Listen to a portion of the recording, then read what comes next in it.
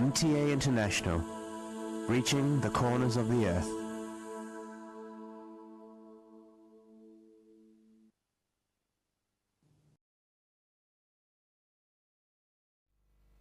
صلی علی رسولنا صلی علی محمد صلی علی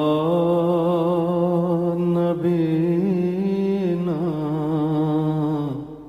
صلی علی محمد صلی علی کریمنا صلی علی محمد صلی علی حبیبنا صلی علی محمد صلی علی امامنا صلی علی محمد صلی علی نبینا صلی علی محمد صلی علی رسولنا صلی علی محمد صلی علی شفیعنا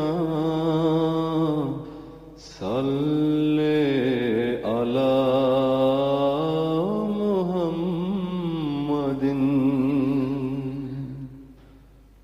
صلی علی کریمنا صلی علی محمد صلی علی حبیبنا صلی علی محمد صلی علی امامنا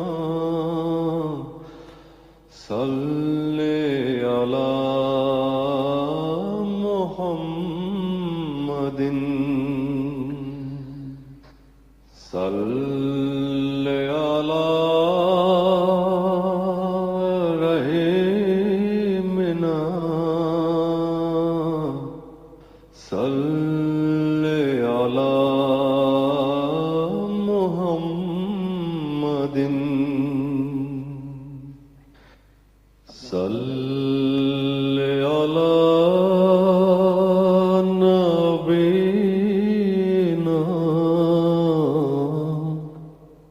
صلی علی محمد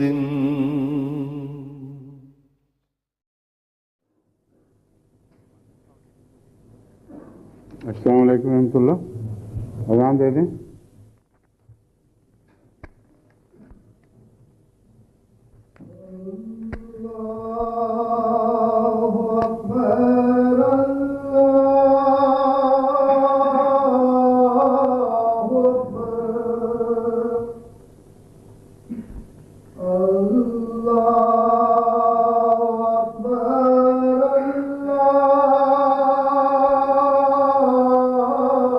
Allah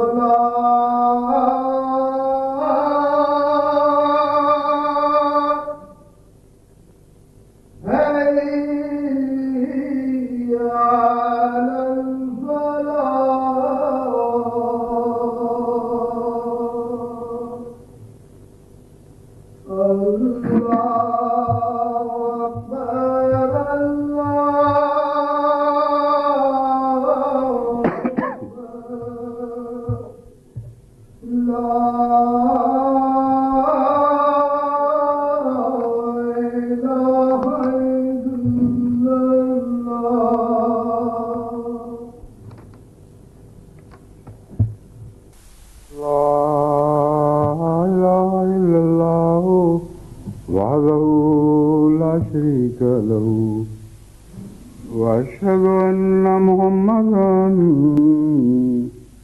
عبده ورسوله أما بعد فأعوذ بالله من الشيطان الرجيم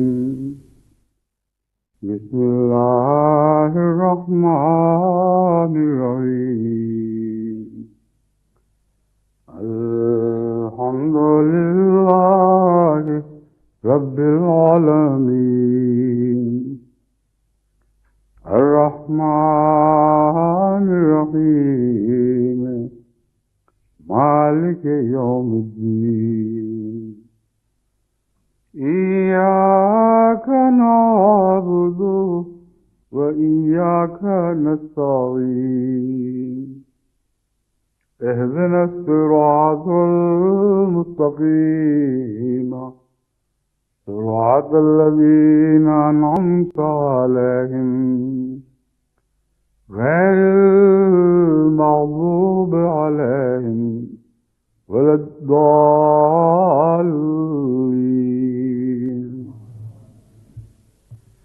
أفرأيت من اتخذ إلهه هواه وأضله الله على علم وختم على سمعه وقلبه وجعل على بصره غشاوة فمن يهديه من بعد الله أفلا تذكرون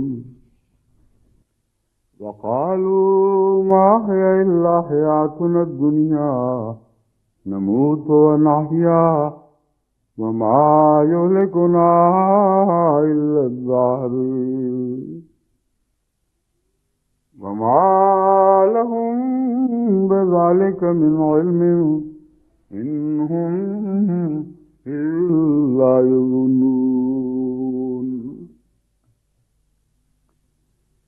یہ آیات جن کی میں نے تلاوت کی ہے سورہ الجاثیہ کی 24ویں اور 25ویں آیات ہیں.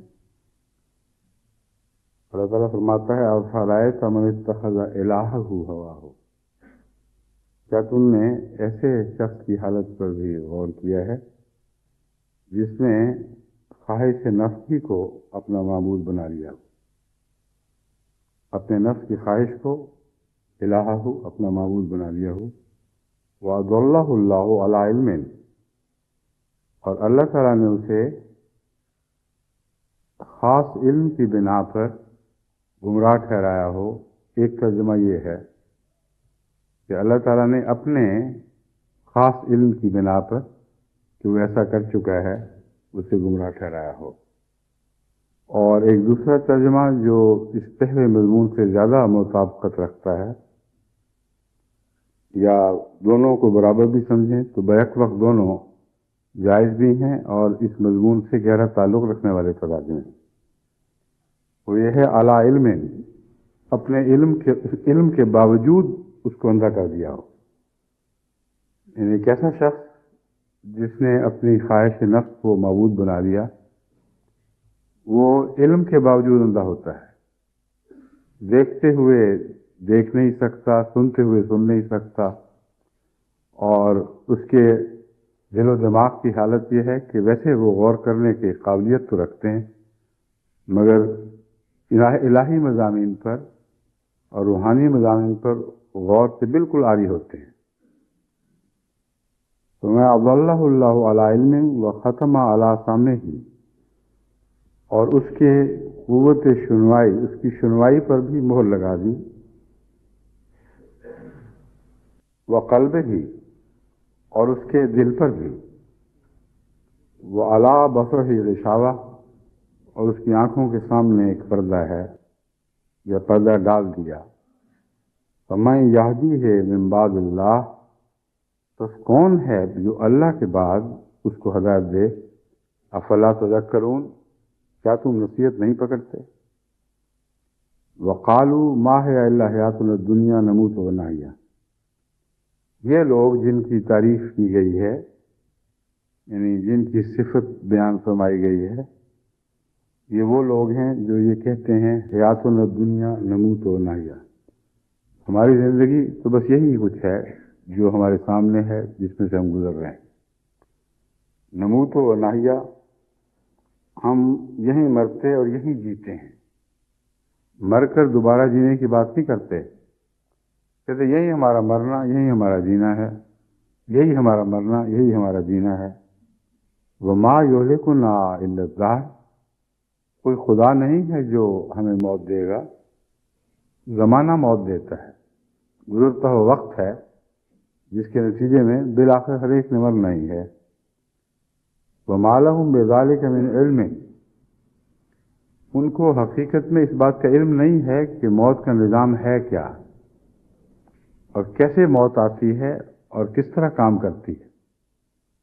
انہم الا یظنون، یہ محض اندازے لگا رہے ہیں، ان کے خیالات ہیں کہ ایسا ہوتا ہے، ورنہ حقیقت یہ ہے کہ موت کا فلسفہ بھی بہت گہرا فلسفہ ہے، اسے سمجھنا، اس کے عوامل پر غور کرنا، اس کے محرکات کو جانچنا اور علم رکھنا کہ موت کی راج دہانی کتنی وسیع ہے، کیسے کیسے کام کرتی ہے، کون سے قوانین اس راج دہانی میں جاری ہیں، ان کا ان کو کچھ علم نہیں، صرف ایک اندازہ ہے کہ زمانے کے نتیجے میں مرور زمانہ سے لوگ مر ہی جایا کرتے ہیں، تو کہتے ہیں ہم بھی اسی طرح اس دنیا میں رہیں گے اور اسی دنیا میں مر جائیں گے، اور گویا جی پھر دوبارہ اٹھائے نہیں جائیں گے۔ یہ وہی مضمون ہے جو میں اس سے پہلے دوسری آیات کے حوالے سے شروع کر چکا ہوں، اور ان کا آپس میں بہت گہرا تعلق ہے اور ایک دوسرے پر یہ مزید روشنی ڈالنے والی آیات ہیں۔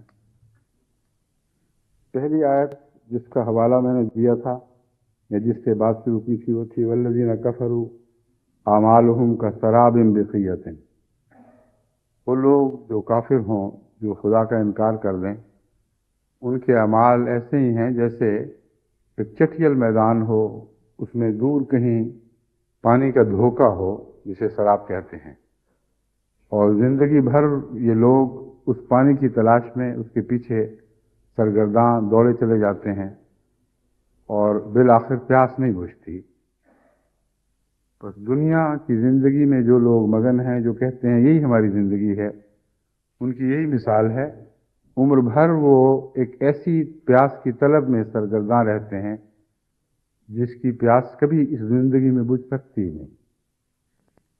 کوئی شخص بھی جو دنیا کی خواہشات کی پیروی کرنا اپنا مقصد بنا لے، اس کو کبھی عمر بھر وہ لمحے نصیب نہیں ہوتے کہ وہ کہے کہ ہاں میری تمنائیں پوری ہو گئیں، میری سب پیاس بجھ گئی، بلکہ جس قدر بجھتی ہے اس سے زیادہ بھڑک اٹھتی ہے۔ سمندر کیا پانی پینے والی بات ہے، یا پھر شراب کی پیروی، جیسا کہ قرآن کریم نے بیان فرمایا ہے، جوں جوں پانی قریب آتا دکھائی دیتا ہے اور جوں جوں انسان اس کی پیروی کرتا ہے وہ اور بھی پیچھے ہٹتا چلا جاتا ہے، اور اس مقام تک تو کبھی انسان نہیں پہنچ سکتا جہاں اسے پانی میسر آ جائے اور پیاس بجھ جائے ہاں اللہ تعالیٰ کا حساب کا نظام اسے پہلے آ لیتا ہے، اور موت ایسی حالت میں واقع ہوتی ہے کہ ابھی اس کی پیاس تو بجھی نہیں، مگر جو کچھ بھی اس نے کیا اس کا حساب دینے کے لیے تقدیر الہی اسے وہاں موجود دکھائی دیتی ہے۔ یہ جو مثال تھی میں نے کہا تھا یہ نفس کے اندھیروں کی مثال ہے، جو انسان کے نفس کے اندر سے پیدا ہوتے ہیں، مگر دیکھنے میں نظر کام کرتی ہے، نظر کے لیے روشنی جو ضروری ہے وہ بھی بظاہر موجود ہوتی ہے، اور سب کچھ ہونے کے باوجود پھر دکھائی نہیں دیتا، ورنہ سراب تو چمکتی ہے سورج کے ساتھ دکھائی دیتا ہے،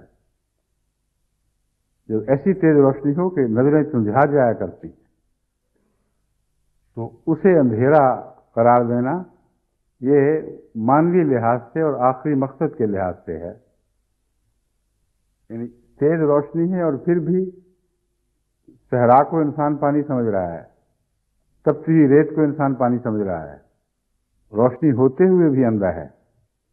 چنانچہ یہ جو میں نے ترجمہ کیا تھا اس آیت کا جو میں نے تلاوت کی ہے کہ علی علم کا مطلب ہے علم کے باوجود، اپنے علم کے باوجود وہ نہیں دیکھ رہا۔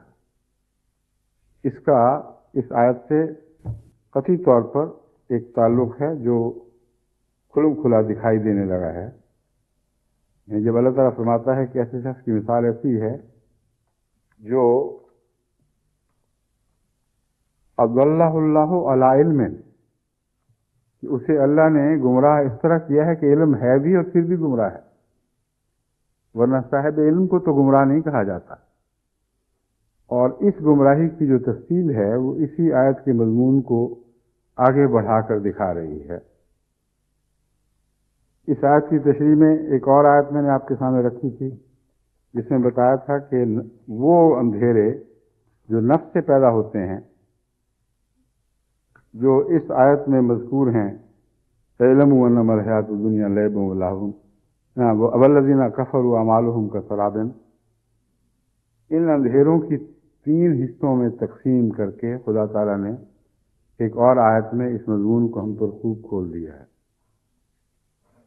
وہ ہے ایک اندھیرا ہے لعب اور لہو کا، انسان کا دل بہلاوا، خواہ وہ معصوم کھیلوں کی وجہ سے ہو یا نفس کی خواہش کو پورا کرنے کے لیے جنسی تعلقات وغیرہ قسم کی چیزیں اور جوئے بازی، یہ تمام لہو کے اندر واقع چیزیں آتی ہیں جس سے انسان اپنے نفس کی پیاس کسی ذریعے سے بجھانے کی کوشش کرتا ہے، ایک بھڑکی سی لگی ہوتی ہے، کہتا میں کسی طرح سے پورا کر لوں۔ لیکن دوسری قسم ہے زینتوں و تفاخروں۔ اب لعب اور لہو والی جو قسم ہے اندھیرے کی، اس کا زینت و تفاخر والی قسم سے کوئی براہ راست جوڑ نہیں ہے، یہ 2 الگ الگ بیماریاں ہیں۔ کئی ایسے لوگ ہیں جو کھیل کود میں مصروف اور نفسانی خواہشات کو اپنا مد نظر اپنا مقصد بنائے ہوئے ہوتے ہیں، مگر زینت اور تفاخر کی ہوش نہیں ہوتی ان کو، کیونکہ زینت اور تفاخر میں اپنے نفس کو ہمیشہ سجا کر رکھنا، تو ضروری تو نہیں کہ ایک جوئے باز جس کی ہوا ہی جوا ہو وہ ہمیشہ سج دھج کر رہے، یا ایک ایسا شخص جو کھلاڑی ہو وہ ہمیشہ بہت خوبصورت بن کے رہے۔ کئی کھلاڑی ہیں ان کو اپنے جسم اپنے لباس کی ہوش کوئی نہیں ہوتی، مگر کھیل کے لیے وقف ہوتے ہیں۔ تو 2 الگ الگ چیزیں ہیں۔ کچھ لوگ ہیں جن کو اپنے آپ کو ہمیشہ سجا کر رکھنا پیارا لگتا ہے، وہ غریب بھی ہوں تو غریبانہ سجاوٹ کریں گے، اس کے بغیر رہ نہیں سکتے۔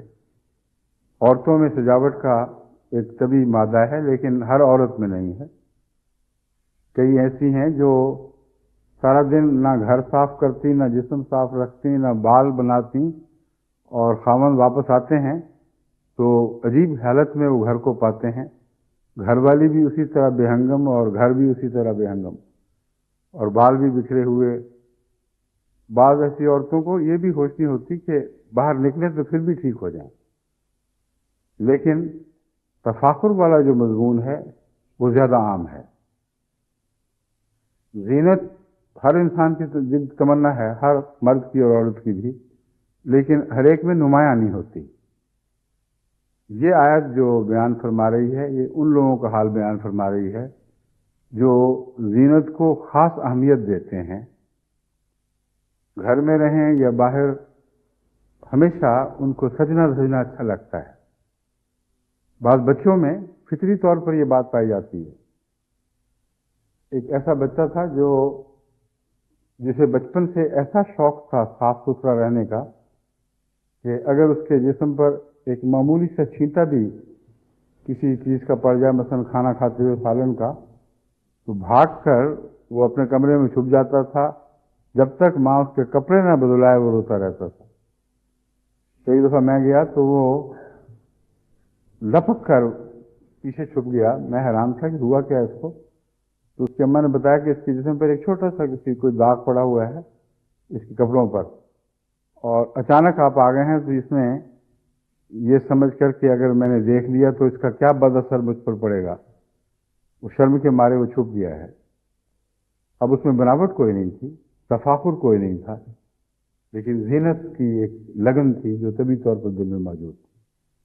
تو مختلف انسان مختلف حالتوں میں پیدا ہوتے ہیں، بعضوں کو زینت کا شوق ہے، بعضوں کو پرواہ کوئی نہیں، پکھڑے پکھڑے حال میں رہتے ہیں، نہ لباس کی ہوش، اور ویسے بڑے صاحب علم، صاحب وقار، صاحب مرتبہ، بڑے بڑے سائنسدان ہیں، بڑے بڑے فلسفی ہیں جن کو اپنے لباس کی کوئی ہوش نہیں۔ تو الگ الگ فطرت کے تقاضے ہیں، اور قرآن کریم نے ان سب تقاضوں کو جوڑے جوڑے کر کے ہمارے سامنے رکھ دیا۔ مگر زینت سے اگلا قدم ہے تفاخر کا۔ اپنے نفس میں کوئی انسان اپنے آپ کو اچھا بنا کے رکھے، یہ منع نہیں ہے، بلکہ زینت کو تو خدا تعالیٰ تعریف فرماتا ہے، اور ایسے لوگوں کا دفاع کرتے ہوئے فرماتا ہے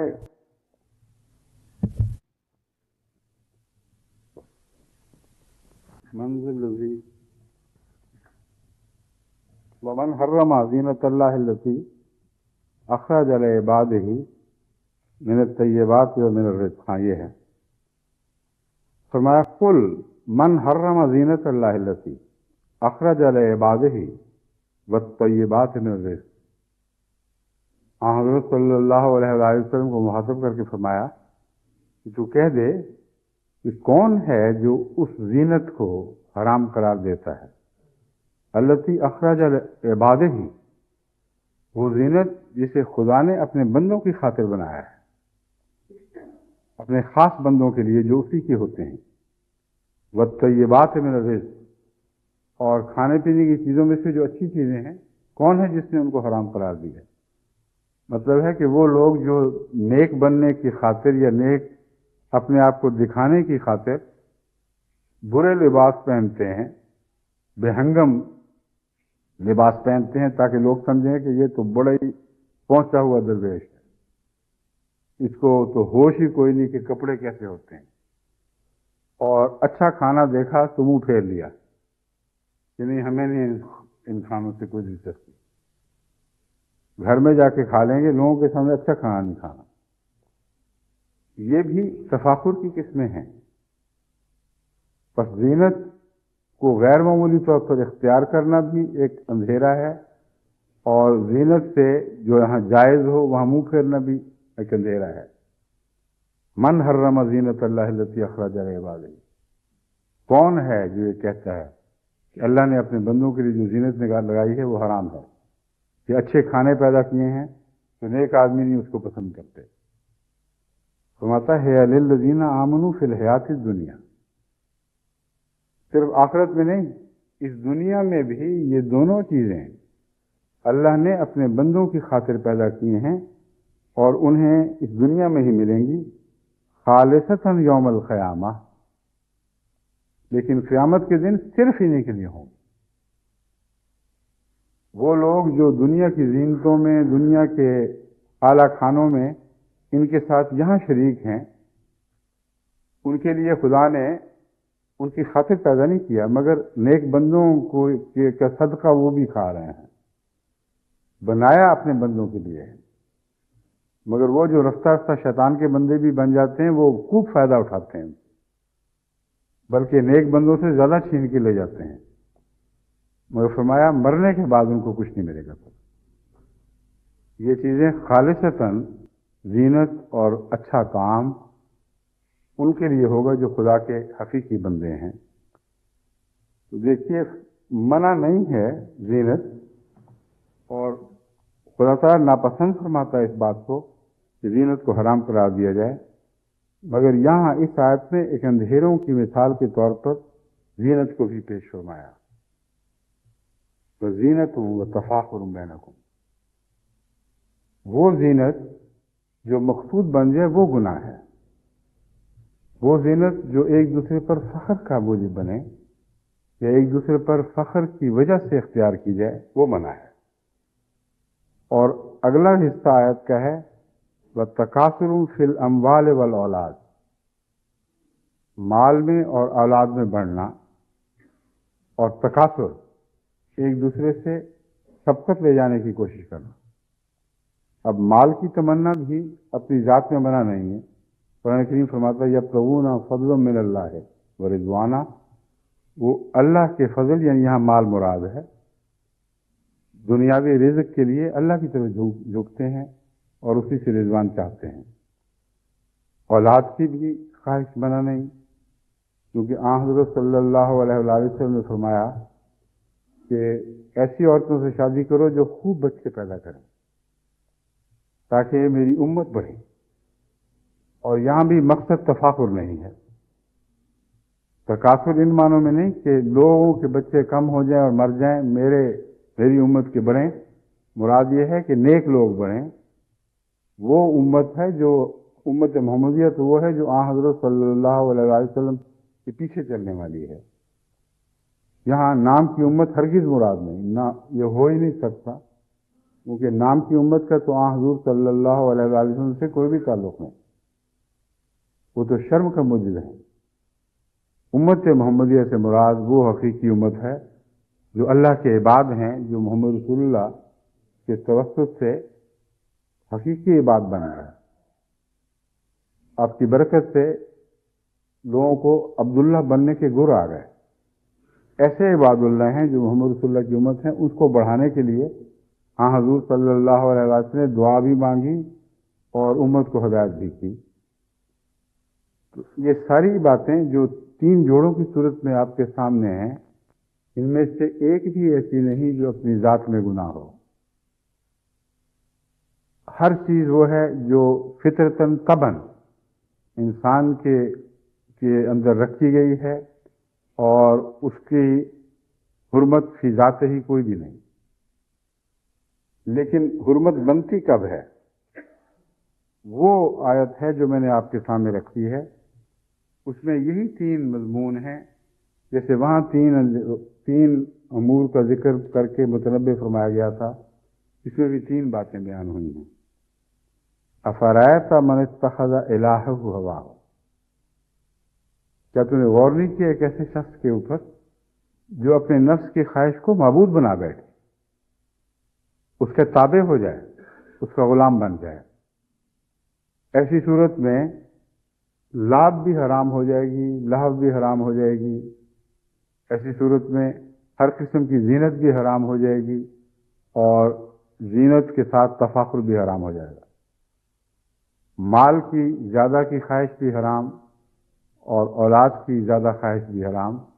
یہ ساری چیزیں تب حرام ہوتی ہیں جب قرآن کی اس آیت کی روح سے یہ معبود بن جائیں، اور ہوا کا معبود بننا یہ سب سے بڑا اندھیرا ہے، کیونکہ اس کے نتیجے میں اللہ تعالیٰ فرماتا ہے وَأَضَلَّهُ اللَّهُ عَلَىٰ عِلْمٍ، ایسے شخص کو علم ہو بھی تو اندھا ہوتا ہے، گمراہ ہو جاتا ہے۔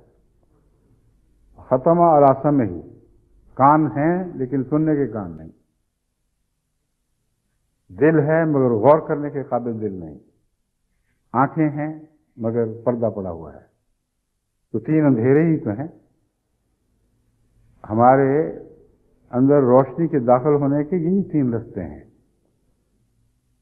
یعنی سماعت کی روشنی، علم کی روشنی جو سننے سے تعلق رکھتی ہے، اور بصر کی روشنی جو دیکھنے سے تعلق رکھتی ہے، اور اس کے بعد غور کرنے کی صلاحیت، یہ وہ اندرونی روشنی ہے جو مختلف ان علوم کو جو کانوں کے ذریعے یا آنکھوں کے ذریعے انسان کے دماغ تک پہنچتے ہیں، انہیں آپس میں جس طرح جانور جغالی کرتا ہے اس طرح ایک دوسرے کے ساتھ ملا کر الٹ پلٹ کے ان سے نئے مضامین کے رس نکالتا ہے دماغ۔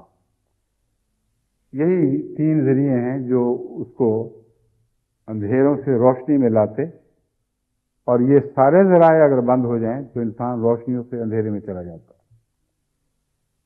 بس وہ تین اندھیرے جن کا ذکر پہلی آیت میں گزرا تھا، وہی تین اندھیرے دوسری آیت میں اور طریق سے بیان کر کے دکھائے گئے۔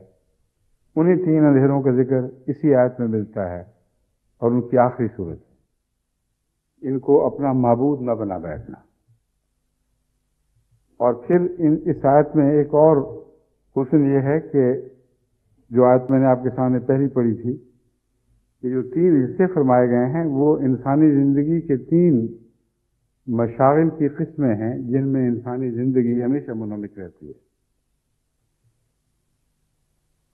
لہو و لعب تو ظاہر بات ہے جو سوشل پرسوٹس ہیں انسان کی، اور اپنی ذات کو خوش رکھنے کے لیے جو مختلف قسم کے بہانے انسان نے تراشے ہوئے ہیں، ذرائع اختیار کیے ہوئے ہیں، ہر قسم کی زائد دلچسپیاں جو کھانے پینے کے علاوہ محض زندہ رہنے سے تعلق نہیں رکھتی بلکہ زندگی کو ایک شغل میں ہمیشہ غرق کر دینے سے تعلق رکھتی ہیں۔ لعب میں غرق رہے یا لہو میں غرق رہے، انسان ایک قسم کی ڈرگ کا ایڈکٹ ہو جاتا ہے، اور اس کی زندگی سوائے اپنے آپ کو سکون بخشنے کے اور کچھ نہیں رہتی۔ یا سکون کی تمنا میں ہمیشہ دوڑتے چلے جانے کے سوا اور کچھ نہیں رہتی۔ دوسرا مضمون ہے زینتوں و تفاخروں۔ اس میں ہر قسم کے زیب و زینت کے سامان، جتنی کاسمیٹک انڈسٹری ہے، مکانوں میں صرف ضرورت کی خاطر اضافے نہ کر لیں بلکہ محض اس لیے کہ فلاں کے مکان سے زیادہ خوبصورت ہو اور اس سے زیادہ اونچا دکھائی دے، اس طرح ایک دوسرے سے دوڑ شروع ہو جائے۔ یہ جو دوڑ ہے یہ بھی انسانی زندگی کو خاص مقاصد پہ کے لیے وقف کر دیتی ہے، اور ایسے لوگوں کو دوسری چیزوں کی ہوش نہیں رہتی۔ اور تکاثر فی الاموال والاولاد دراصل سیاسی غلبے سے تعلق رکھنے والا مضمون ہے، کیونکہ قرآن کریم نے اولاد اور اموال کو دوسری آیات میں سیاسی غلبے سے باندھا ہے، اور بڑے بڑے بادشاہوں کو جب ان کے تکبر کا حال بیان فرمایا، اس طرح ظاہر کیا گیا کہ ان کا فخر یہی تھا کہ ہماری اولاد زیادہ ہے، ہمارے اموال زیادہ ہیں۔ اموال والوں نے اپنے آپ کو سمجھا کہ اموال کے ذریعے ہم ہمیشہ زندہ رہیں گے، صاحب اولاد لوگوں نے سمجھا کہ اولاد کے ذریعے ہمارا غلبہ باقی رہے گا۔ تو نفس کی انا جو حکومت چاہتی ہے، جو سیاست کے ذریعے یا حربی ذرائع سے ایک شخص یا ایک قوم کو دوسروں کا آقا بنا دیتی ہے، یہ وہ تمنا ہے جس کا تعلق اموال اور اولاد کی کثرت سے ہے۔ چنانچہ اللہ تعالیٰ قرآن کریم میں بارہا یہ مضمون بیان فرماتا ہے کہ ان لوگوں کو ان کے اموال اور اولاد کی کثرت نے اندھا کر دیا، اور اس کے نتیجے میں وہ قہری بادشاہ بن کے ابھرے اور انصاف کا خون کرنے والے ہوئے، کہ ان کی غرض سوائے حکومت کی اور کچھ نہیں تھی۔ تو اولاد سے مراد یہاں قوم کی کثرت ہے، اپنی اولاد صرف نہیں، وہ تو ہے ہی، لیکن اس مضمون میں اولاد کا تعلق جمعیت سے ہے، اور اولاد کا تعلق ایسے مالی ذرائع سے ہے جن کے نتیجے میں انسان ہمیشگی کی برتری حاصل کر لیتا ہے۔ وہ قومیں جو زیادہ مالدار ہوں وہ سمجھتی ہیں اب ہمیں دنیا میں کوئی مٹا نہیں سکے گا، جیسے کہ اللہ تعالیٰ فرماتا ہے ویل لکل ہمزۃ لمزۃ الذی جمع مالا وعددا یحسب ان مالہ اخلدا۔ ہمزہ لمزہ جو لوگ ہیں، یہ تفصیل سے دوبارہ جانے کی ضرورت نہیں، ایسی قوم کا بیان ہے یا ہر ایسے شخص کا بیان ہے جو مال جمع کرتا ہے اور یہ سمجھتا ہے کہ مالہ اخلدا، کہ اس کا مال اس کو ہمیشہ کی زندگی عطا کر دے گا۔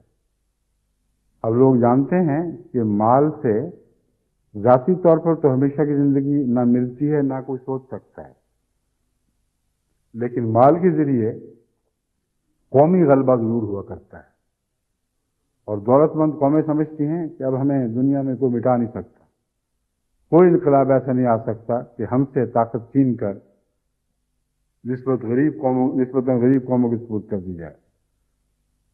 تو یہ بھی ایک طبی حالت کے حد سے زیادہ تجاوز کر جانے کی وجہ سے بیماری بنتی ہے، اور خلاصہ اس کا قرآن کریم میں یہی نکالا ہے، جس نے اپنی خواہش کو اپنا آقا، اپنا خدا بنا لیا، جس کسی نے بھی اپنی خواہش کو اپنا معبود بنا لیا، اس کے تینوں علم کے رستے بند ہو جاتے ہیں۔ اور اس سے بڑا اندھیرا اور کیا ہے؟ ایک اندھیرے کے بعد دوسرا، نہ کان سے سن سکے، نہ آنکھ سے دیکھ سکے، نہ دماغ اور دل سے غور کر سکے۔ وہ جو ظلمات ثلاث ہیں، کچھ باہر کی ہیں، کچھ جسم کے اندر سے پیدا ہوتی ہیں، اور ان پر آپ غور کر کے اپنی زندگی کو خدا تعالیٰ کی مرضی کے مطابق ڈھالنے کی کوشش کریں تو ہر ایسا موقع جس سے اندھیرا پیدا ہوتا ہے، ہر اس موقع سے روشنی بھی پیدا ہوتی ہے، اور وہاں صحیح طریقے اختیار کرنے کا نام ہی اندھیرے سے روشنی میں آنے کا نام ہے۔ بس یہ نفس کے اندھیرے ہیں، اور ان اندھیروں سے متعلق خدا تعالیٰ نے دوسری جگہ بھی ہمیں یہی سمجھایا کہ جو ان اندھیروں میں مبتلا ہو جائے، اللہ کے سوا پھر اسے کوئی ہدایت نہیں دے سکتا، انسان کے بس کی بات ہی نہیں، کیونکہ علی علم، یہ لوگ دیکھنے کے باوجود اندھیروں میں مبتلا ہوتے ہیں۔ ان کو کیا دکھاؤ گے اور کیا سمجھاؤ گے؟ ان کی مزید تعریف یہ فرمائی، وہ کہتے ہیں یہی دنیا کی زندگی ہے، اسی میں ہم نے رہنا ہے، یہی ہم نے مرنا ہے۔ بس آج کل خصوصیت سے جہاں مادیت کا دور ہے، جماعت احمدیہ کو اپنی تبلیغ کی راہ میں بھی سب سے بڑی مشکل یہی درپیش ہوتی ہے۔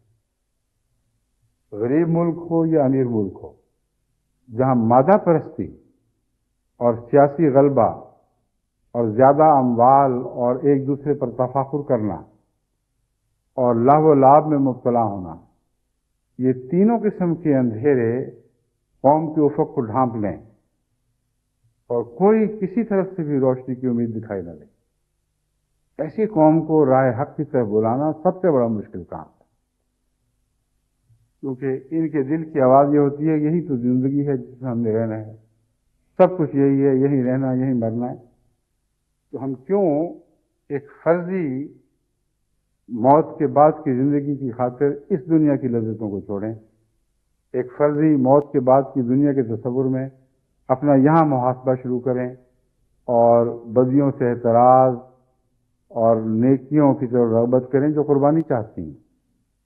عمر ضائع کرنے والی بات ہے، اس لیے یہی کھیلو کودو کھاؤ پیو مر جاؤ، یہی کچھ تو ہے ہمارے مقدر میں۔ ایسے لوگوں کو آپ نیکی کی طرف بلا نہیں سکتے، کیونکہ اس کے آخر پر خدا نے یہی نتیجہ نکالا، وَمَا الْحَيَاةُ الدُّنْيَا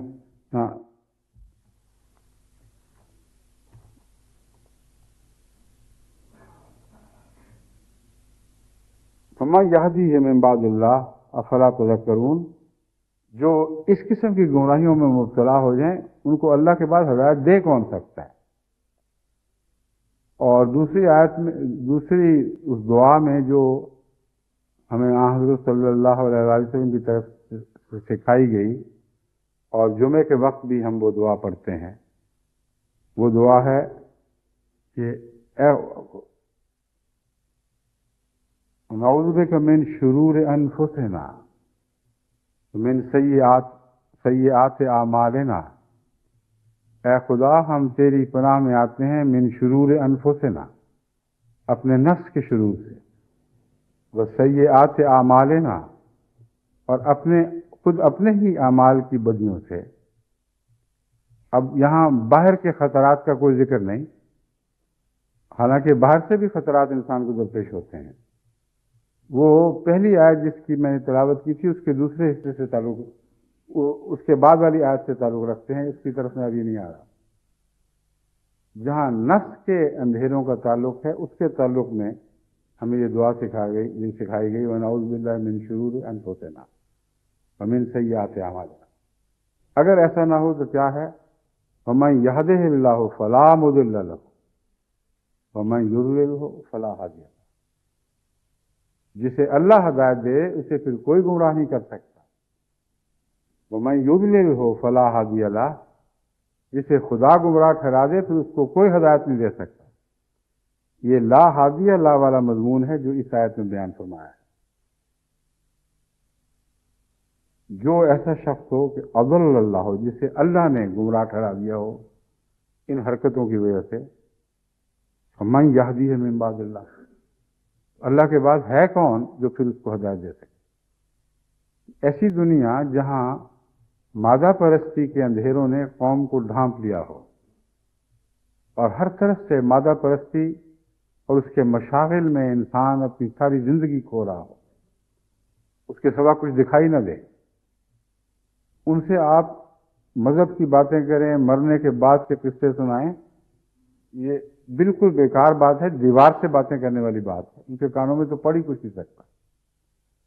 ان کا کیا علاج ہے؟ ان کا علاج یہ ہے کہ ان کے لیے دعا لازم ہے۔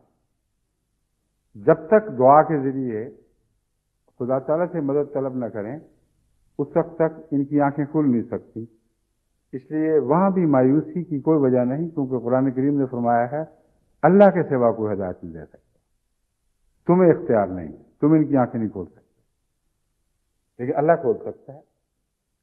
اسی تعلق میں ان ماں باپ کو میں نصیحت کرتا ہوں جو اپنے بچوں میں سے بعض کے متعلق سخت مایوس ہو جاتے ہیں، کوئی ذریعہ نہیں ان کے پاس رہتا اسے سمجھا کے بلا سکیں۔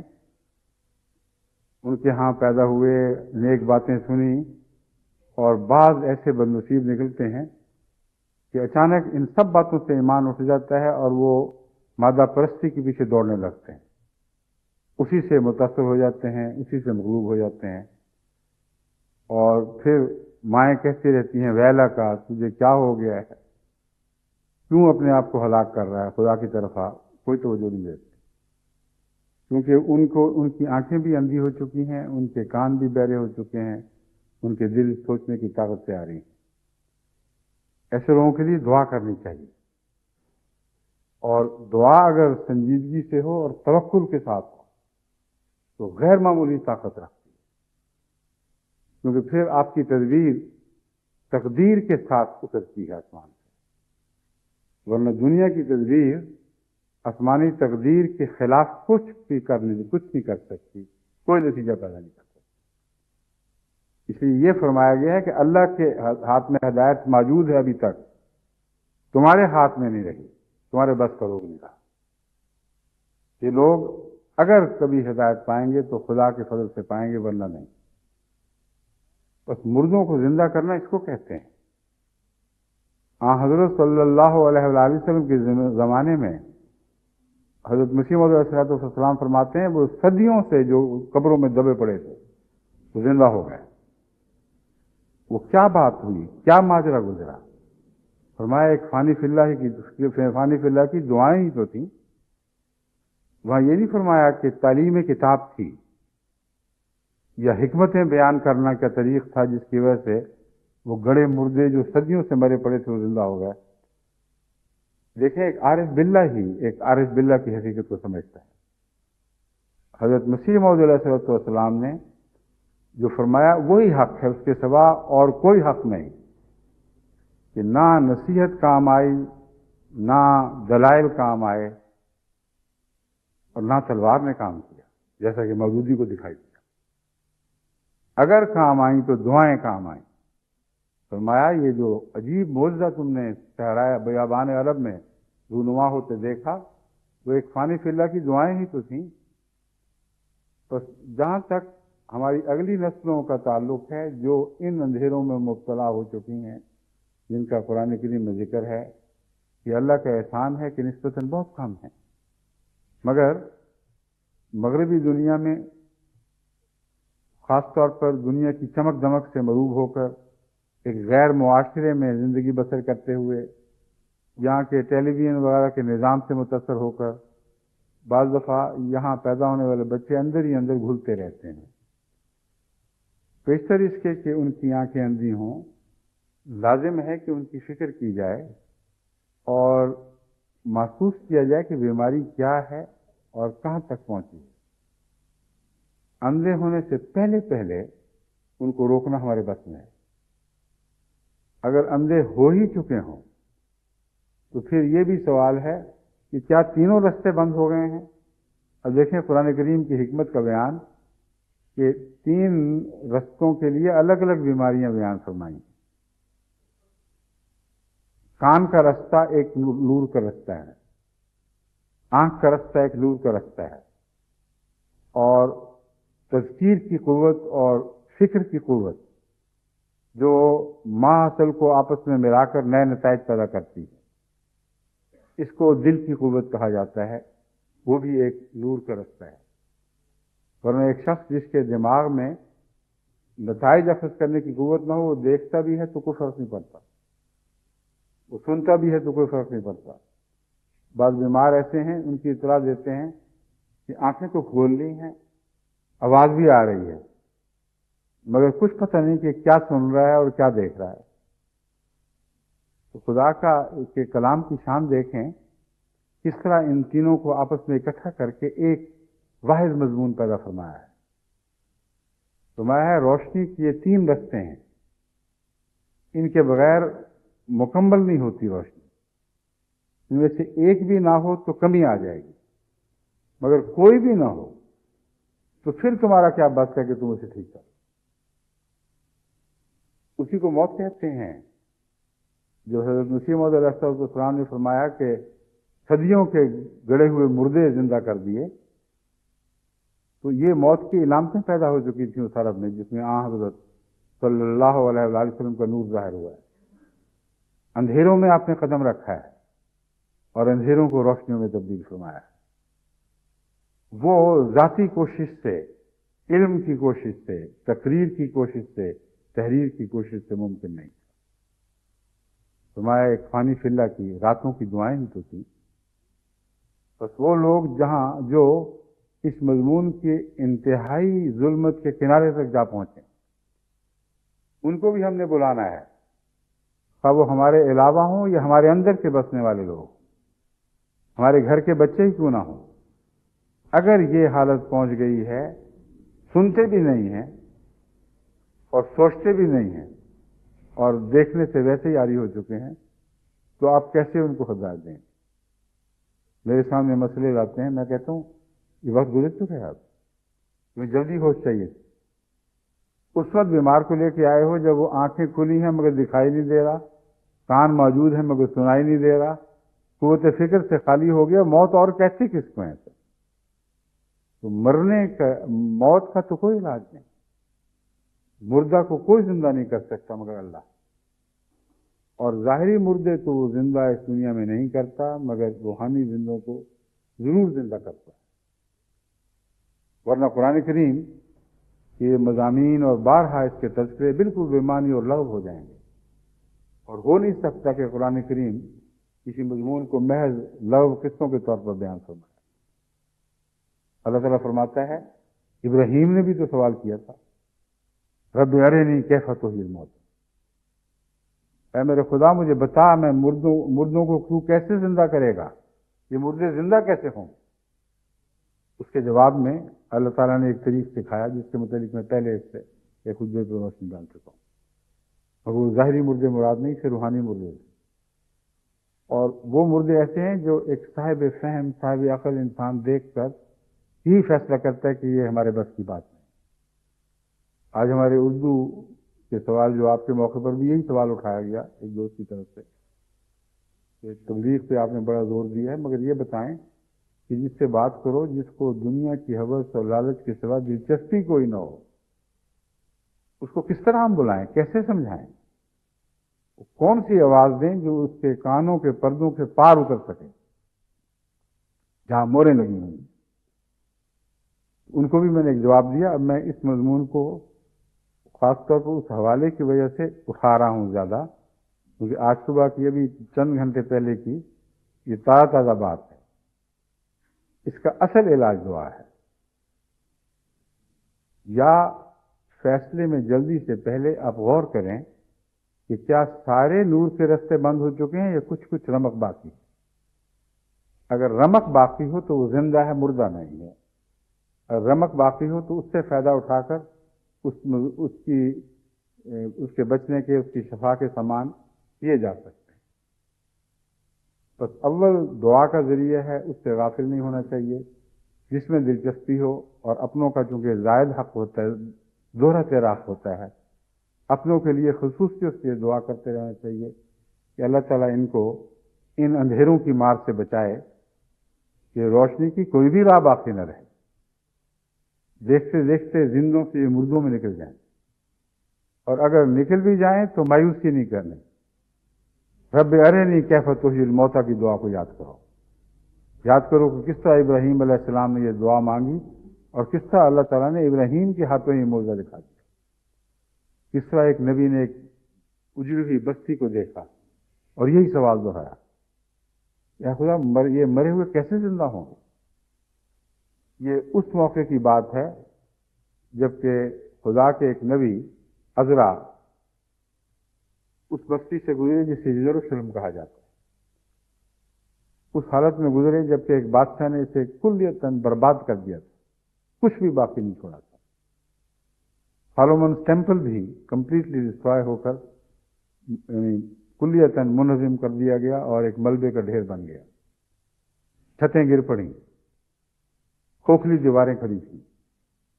اس نے دیکھا، اس نے کہا، اے خدا تو نے زندہ تو کرنا ہے ان کو، تیرے وعدے ہیں، اور کیسے زندہ ہوں گے. تب اللہ تعالیٰ نے اسے 100 سال کی خواب دکھائی. اور عجیب لطف کی بات ہے، پرانی فصاحت و بلاغت ہے، جسے نہ سمجھنے کی وجہ سے ایک نہایت شاندار مضمون سے ایک نہایت بدزیب مضمون لوگ نکال لیتے ہیں. فرمایا خود اسے 100 سال کی موت دی، پتہ لگے کہ زندہ ہوتے کیسے ہیں 100 سال میں. اور اس نیند کی حالت میں تمام 100 سال کے واقعات جو گزرنے تھے اور جس کے بعد ایک عظیم انقلاب برپا ہونا تھا، اور ان لوگوں نے جی اٹھنا تھا، اس بستی نے سے دوبارہ زندہ ہو جانا تھا، وہ اسے سمجھائے. اور سمجھانے کے بعد پھر یہ غلط فہمی دور کرنے کی خاطر کہ کہیں وہ یہ نہ سمجھے کہ واقعتاً 100 سال کے مرے ہوئے جئیں گے، فرمایا اپنے گلے کو دیکھ لے، اسی طرح کھڑا ہے، کچھ بھی نہیں ہوا اس کو. اور اپنے کھانے کو دیکھ، اگر واقعتاً 100 سال ہوتے تو سڑ بس جاتا، اسی طرح تازہ کا تازہ ہے. تو جو ہم تجھے سمجھا رہے ہیں یہ تمثیلات، یہ مری ہوئی بستی ضرور زندہ ہوگی جیسا کہ تجھے رویا میں دکھایا گیا. اور واقعہ یہ ہوا کہ اس واقعہ کے 100 سال کے اندر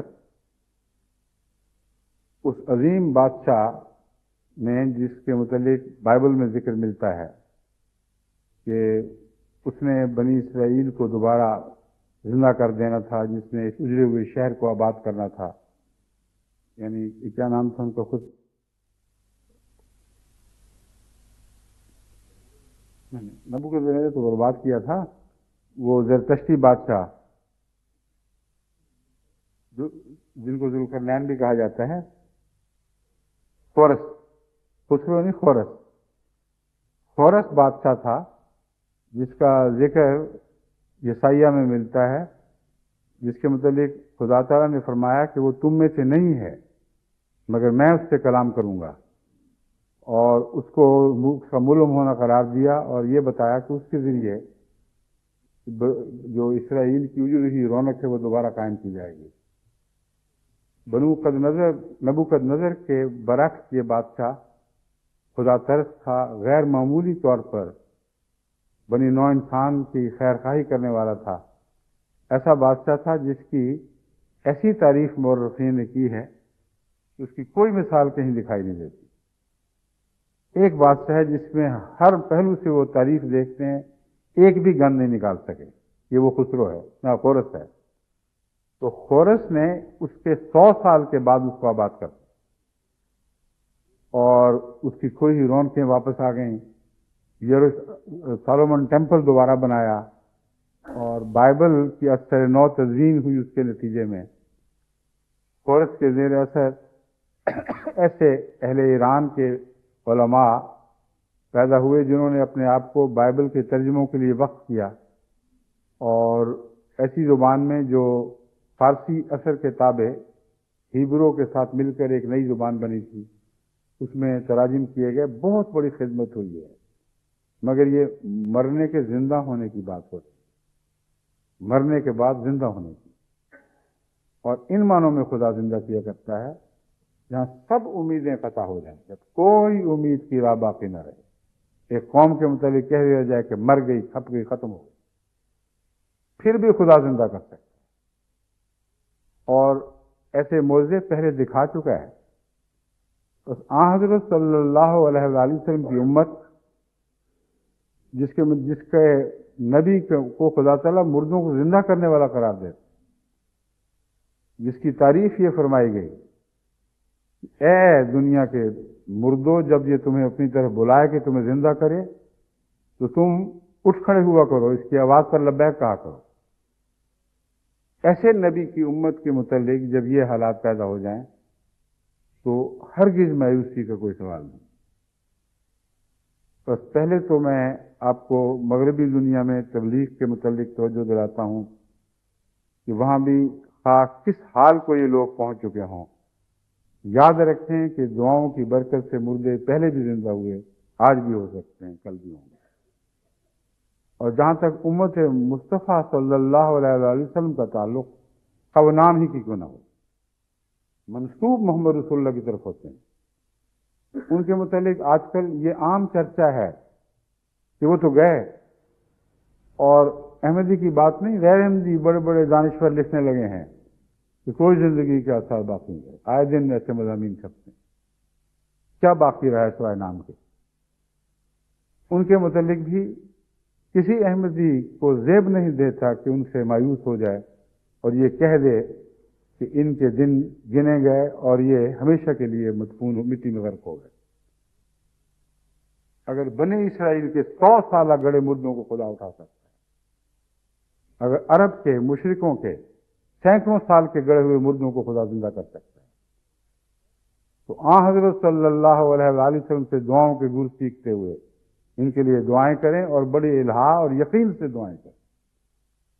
دیکھو یہی جی اٹھیں گے، ان کے کان سننے لگیں گے، ان کی آنکھیں دیکھنے لگیں گی، ان کی زبانیں بولنے لگیں گی، ان کے دلوں میں غور و فکر کی صلاحیتیں جاگ اٹھیں گی اور قوم کے دن پھر سکتے ہیں اور پھریں گے انشاءاللہ. مگر پہلے اپنے دن پھیریں، اپنی آنکھوں سے ان پردوں کو دور کریں جن کا ذکر قرآن کریم میں بیان ہوا ہے. اپنے کانوں سے ان بوجھوں کو نکالیں جو آپ کی سماعت پر بد اثر ڈال رہے ہیں، اور اپنے دلوں سے ان میلوں کو دھوئیں جو میلیں آپ کے دلوں میں سوچنے اور سمجھنے کی طاقتوں کو مدھم کر دیتی ہیں یا دھندلا دیتی ہیں، یا بعض دفعہ ایسا الجھا دیتی ہیں کہ تاریکی ہی تاریکی رہ جاتی ہے، حقیقی سوچ کا مادہ دل سے نکل جاتا ہے. یہ جو دوسرا حصہ ہے اس آج کے خطبے کا، اس کے متعلق میں انشاءاللہ اگلے خطبے میں کچھ مثالیں دے کر آپ پر بات کھولوں گا. محض یہ کہہ دینا کافی نہیں کہ اپنی آنکھوں کو سے پردے ہٹاؤ، اپنے کانوں سے بوجھ نکالو. مثالیں دے کر روزمرہ کی زندگی کے تجربے آپ کے سامنے رکھ کر بتانا ہوگا یہ بدیاں ہیں جو ہمارے اندر آپ آ رہی ہیں، ان سے اپنے آپ کو چھڑائیں، ورنہ یہ تینوں بدیاں 3 صلاحیتوں کے اوپر حملہ آور ہیں. یہ 3 قسم کی بدیاں: لاولاد، زینت اور تفاخر، اور کثرت اموال اور اولاد کی تمنائیں. جب یہ معبود بن جائیں تو پھر یہ اندھیرے ہیں جو ان تینوں صلاحیتوں پر چھا جاتے ہیں. پھر آپ کو دیکھنے کی طاقت بالکل سلب ہو جاتی ہے، کچھ بھی آپ نہیں کر سکتے. اسی کا دوسرا نام موت ہے. بس دعائیں کریں ان کے لیے جن کو آپ زندہ کرنا چاہتے ہیں، دعائیں ان کے لیے کریں جن کے معاشرے میں آج بہت سے احمدی اپنے وطن کو چھوڑ کر آبسے ہیں اور ان کے اندھیروں کے رحم و کرم پر پڑے ہوئے ہیں۔ روشنی دکھائی دے رہی ہے اور اعلیٰ علم ہونے کے باوجود وہ اندھیرے، ان سے ڈرنا سب سے زیادہ ڈرنے کی ضرورت ہے، ان سے ڈرنا سب سے اہم ہے، کیونکہ وہ روشنی کے اندھیرے ہیں۔ یہ میں آپ کو سمجھانے کی بات کر رہا ہوں۔ اعلیٰ علم ہیں، جانتے بوجھتے آپ کو کہ یہ برائیاں ہیں، پھر بھی آپ کو وہ روشنیاں دکھائی دے رہی ہیں، ان کے پیچھے لگے ہوئے ہیں۔ تو اس سلسلے میں جب آپ تبلیغ کا حق ادا کرنے کی کوشش کرتے ہیں، مایوسی کے کئی مراحل سامنے آتے ہیں، جب سمجھتے ہیں کہ آگے رستہ ہی کوئی باقی نہیں رہا، ان باتوں کو یاد رکھیں کہ یہ سارے مراحل دعا کے ذریعے طے ہوں گے اور رکی ہوئی نبضیں پھر چل پڑیں گی۔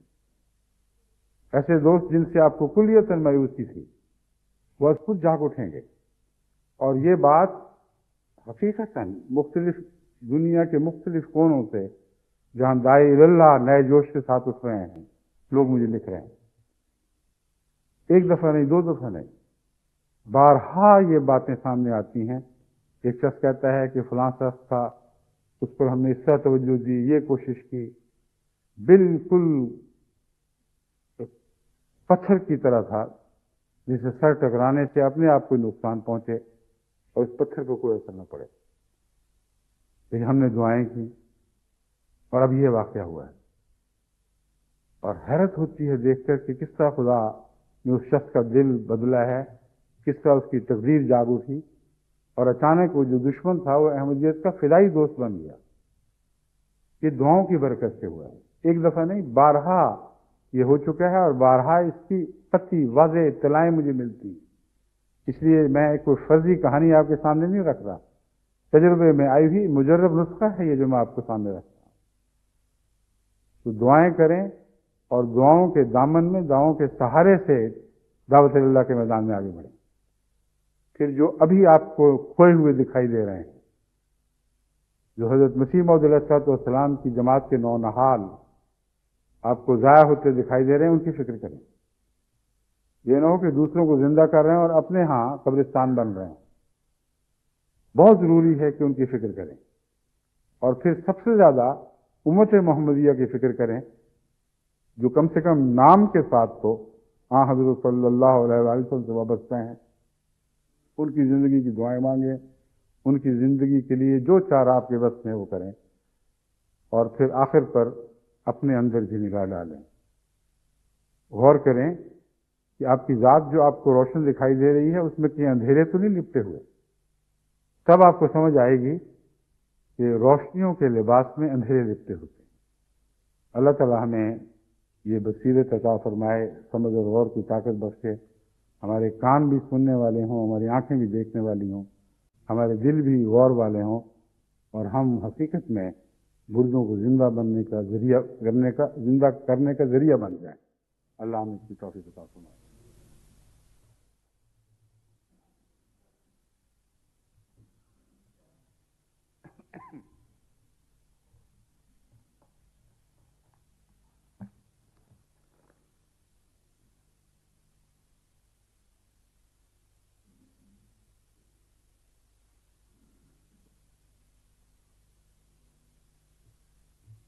الحمد لله نحمده ونستعينه ونستغفره ونؤمن به ونتوكل عليه ونعوذ بالله من شرور أنفسنا ومن سيئات أعمالنا من يهده الله فلا مضل له ومن يضلله فلا هادي له ونشهد أن لا إله إلا الله وحده لا شريك له